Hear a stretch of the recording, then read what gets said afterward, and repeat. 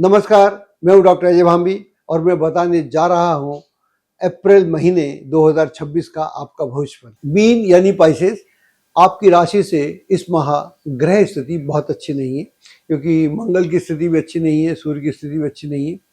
तो ये स्थिति बताती है कि कहीं ना कहीं कुछ ऐसी समस्याओं से आपको जूझना पड़ेगा जिनके लिए आप तैयार नहीं हैं, या आप नहीं चाहते थे कि ये समस्या इस समय उभर के आए। तो ये एक स्थिति अवश्य आपको देखने को मिल सकती है। और दूसरा, गुरु जो है उसकी स्थिति भी आपकी राशि से बहुत बेहतरीन नहीं है। तो जोखिम उठाने की दृष्टि से ये समय अच्छा नहीं है। धैर्य और संयम को बनाए रखने की अत्यंत आवश्यकता है। नौकरी व्यवसाय के मामले में आपको ऐसा लगेगा कि आपके ऊपर कार्य का प्रेशर बना हुआ है, और या आपके कलीग से, आपके जो बॉसेस हैं, वो अनड्यू एडवांटेज लेने का कोशिश कर रहे हैं।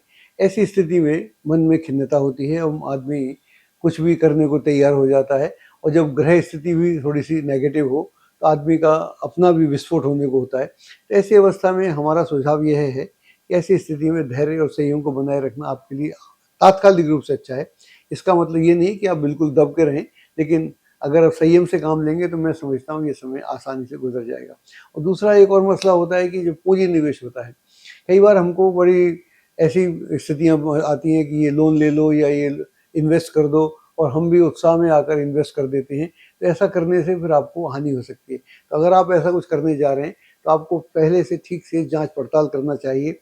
अपने अपने लेवल पे जो आप कर सकते हैं अवश्य करिएगा। और इसके साथ में उन लोगों से भी विचार विमर्श आपको करना चाहिए जिनको आप इस योग्य समझते हैं कि उनसे विचार विमर्श करने से आपको पर्याप्त मात्रा में उचित सलाह मिलेगी। उस सलाह से आप जो करेंगे आपके लिए अच्छा रहेगा।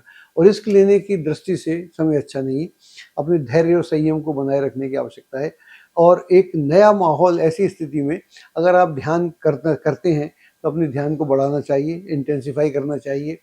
और अगर आप पूजा पाठ के में करना ही चाहिए, उसमें भी थोड़ा करेंगे, समय देंगे, तो मैं समझता हूँ ये स्थितियाँ बेहतर हो जाएंगी। परिजनों का व्यवहार जो है, आपके व्यक्तिगत परिवार जो है, उसका सहयोग आपको पूरा बना रहेगा। वही आपका सबल बनेंगे, वही आपका सपोर्ट सिस्टम बनेंगे। और उनके सहयोग से आप देखेंगे कि जो भी स्थितियाँ हैं, अगर आप आपस में डिस्कस करेंगे, उनसे विचार विमर्श करेंगे, पति या पत्नी, बेटा बेटी, जो भी कुछ बोलते हैं, तो वो आपको ऐसे सुझाव अवश्य देंगे जिससे आपको लगेगा कि यार ये समस्या मेरे को पहले क्यों नहीं बात की, मैं पहले बात करता तो ये समस्या तो कहीं थी नहीं।